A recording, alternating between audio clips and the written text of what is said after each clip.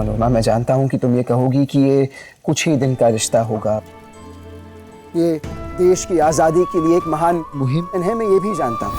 लेकिन शादी कोई गुड्डे गुड़ियों का खेल तो नहीं है ना मनोरमा, कि खेल खत्म तो रिश्ता भी खत्म। रिश्ता भले ही क्षण भर का क्यों ना हो, वो जिंदगी भर के लिए छाप छोड़ जाता है। इसीलिए मुझे माफ कर दो, मैं इस बार देश की आजादी के इस महान मिशन का हिस्सा नहीं बन पाऊंगा,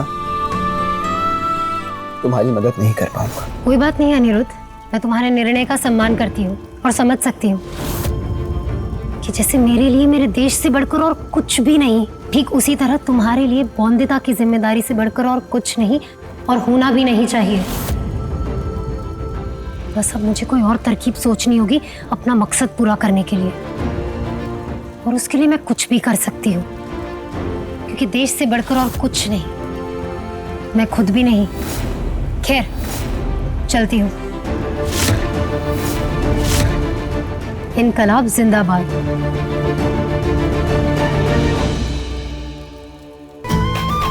मैं अनिरुद्ध रॉय चौधरी खुद से ये वादा करता है कि जितनी बार जब जब उसका मन मनोरमा की ओर खींचा चला जाएगा, वो अपने मन पर लगाम लगाएगा। मनोरमा के बारे में सोचना तो दूर, उसके सामने तक नहीं जा पाना। अब मेरे कदम बढ़ेंगे तो सिर्फ बौंदिता की जिम्मेदारी की ओर, बौंदिता के नए उज्जवल भविष्य की ओर, बौंदिता को बैरिस्टर बाबू बनाने की ओर।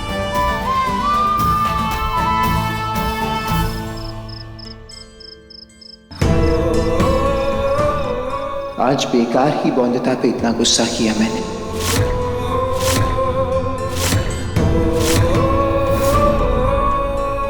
पर अपनी गलती सुधारूंगा मैं, और पहले की तरह इस बार भी सब्र से समझाऊंगा कि क्या अच्छा है उसके भविष्य के लिए।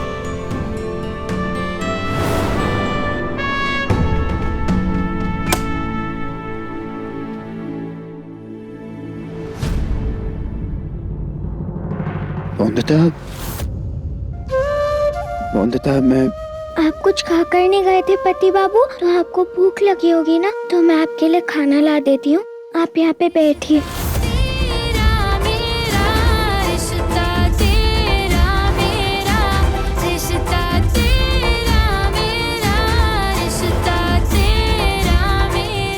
बस तुम भी बैठो बौंदिता।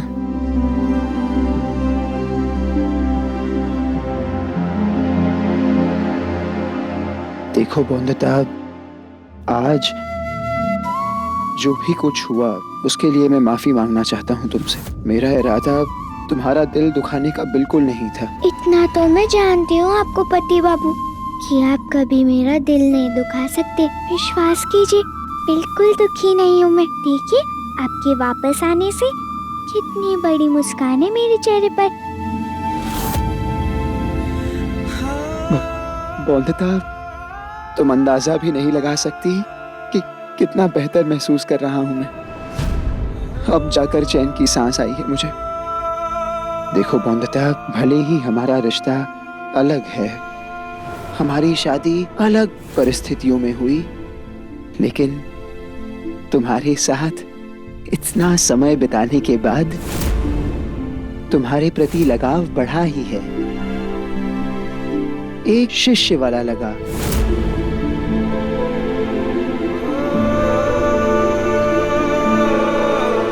एक दोस्त वाला लगाव।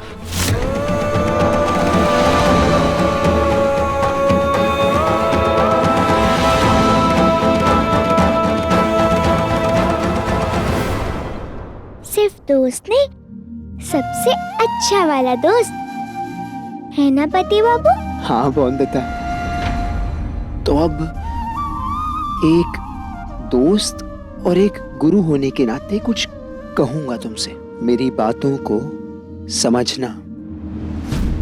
जो भी कुछ बर्ताव किया तुमने, वो तुम्हारी उम्र के लिए सही नहीं है बौंदिता। बहुत लंबी जिंदगी बची है सबके लिए। अभी जो तुम्हारी उम्र है, इस उम्र में तुम्हारा सिर्फ एक लक्ष्य होना चाहिए, और तुम जानती हो वो क्या है?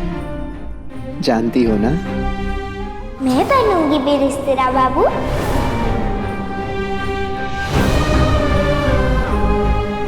बैरिस्टर बाबू बोंदता बनना। इसीलिए बोंदता मैं चाहता हूँ तुम खूब मेहनत से पढ़ाई करो। तुम बैरिस्टर बाबू बनो, हिंदुस्तान की बाकी लड़कियों के लिए उदाहरण बनो, उनकी प्रेरणा बनो, ताकि वो भी रूढ़िवादी परंपराओं और प्रथाओं से ऊपर उठकर जीवन में कुछ करें, कुछ बने। तो ऐसा करोगी ना बोंदता? शक्ति शक्ति। तो बोंदता, हम एक दूसरे से वादा करते हैं, आज जो कुछ भी हुआ उन सारी चीजों को भूलकर हम कल से एक नई शुरुआत करेंगे, तुम्हारी पढ़ाई की एक नई शुरुआत। वादा? आज तक अनिरुद्ध लड़ा है ना तुम्हारे लिए, तो अब तुम्हारी बारी है। अब तुम लड़ो अनिरुद्ध के लिए, अपने रिश्ते के लिए बहू। अब नई शुरुआत करूंगी हमारे पति पत्नी के रिश्ते की, और अटूट बनाऊंगी हमारा रिश्ता।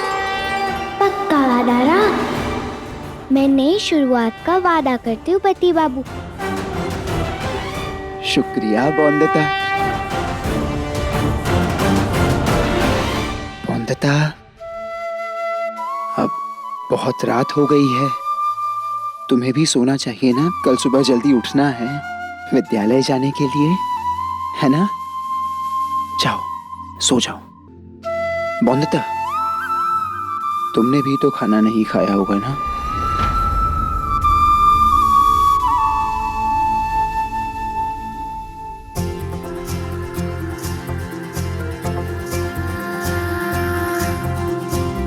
दूर पर तेरा साया है, मुझ पे भरोसा क्यों जाने तुझ पे।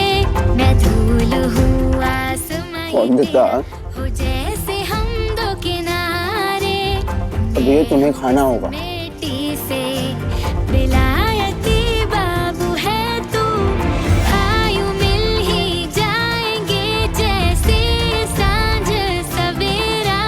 पराया होकर लगता अपना सा,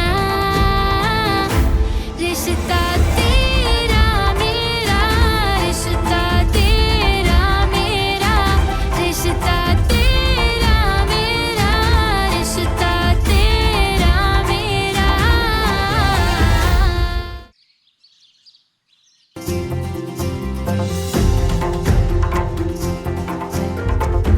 बोंदता, विद्यालय जाने के लिए तैयार हो? नई कक्षा। हाँ पति बाबू, किताबें कलम सब रख लिया मैंने। और कॉपियाँ? वो भी रख लिए हैं। पर पति बाबू, घड़ी पहनना नहीं आता मुझे, सिखाइए ना। घड़ी पहनना नहीं आता? सिखाते हैं, चलो। तो ये सीधा है कि ये सीधा है? ये सीधा है। बहुत अच्छी। तो इसे इस तरह यूं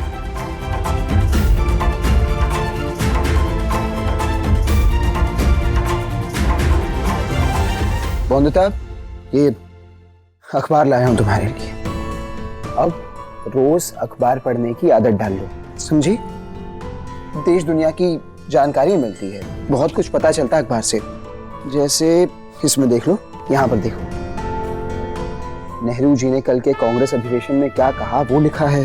फिर यहाँ देखो, जर्मनी राष्ट्र के एक नए उभरते हुए तानाशाह हिटलर के बारे में लिखा है इसमें।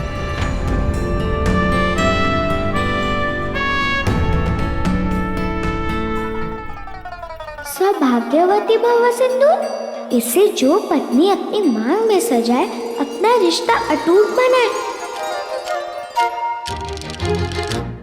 ये विज्ञापन तो मेरे लिए ही खास भेजा है दुर्गा माँ ने, वो भी पति बाबू के हाथों।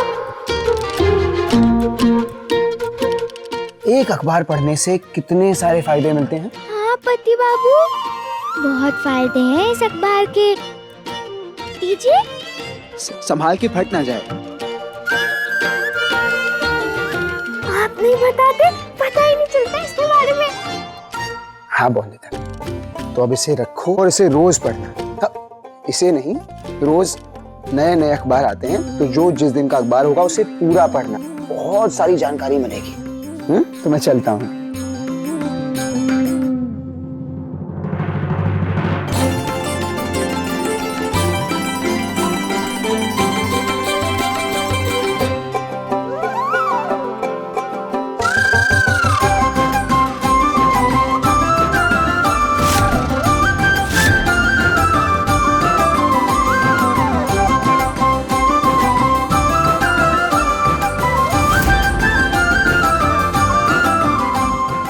सिंदूर लगाने से मेरा और पति बाबू का रिश्ता अटूट बन जाएगा।